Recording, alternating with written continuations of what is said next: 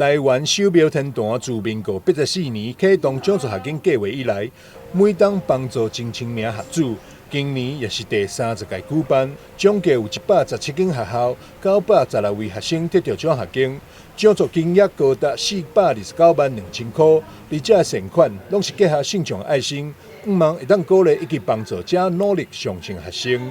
收个平台，但我这3、4、10单来，我相信用信众大力的钱，来做非常有意义的社会公益，包括帮助。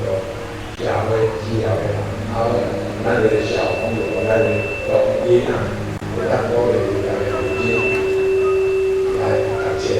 副市长叶铁山致辞时表示，手表天坛是宗教信仰的中心，除了以有节宗教抚慰心灵，更导入社会公益，关怀长者、弱势家庭。奖助学金发送活动也已经持续举办30档，帮助过15000名学生，金额超过1.2亿。天坛不只是一个台湾非常重要的宗教信仰中心，透过优质的宗教来抚慰很多人的心理。那不止如此，那天坛其实他们还投入了很多的社会公益跟关怀，对很多老人。弱势家庭其实长期以来，他们付出非常的多。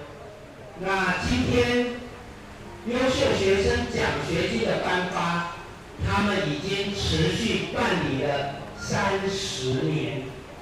这30年来，其实受到他们帮助过的孩子已经超过15000人。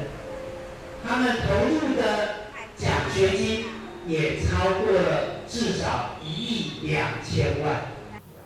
董事长徐国任讲，天坛秉持主事药方上帝精神，利用社会资源持续推动公益，除了提供奖助学金，佮定期关注社会局200万，关怀弱势家庭，并办理自强号慰问金发送的工作，兴建老人养护中心。这实际行动不仅会当体现对着弱势族群的关怀，也使得天坛每当得到内政部以及台南市政府颁发兴办公益资产甲社会教化自由宗教殊荣。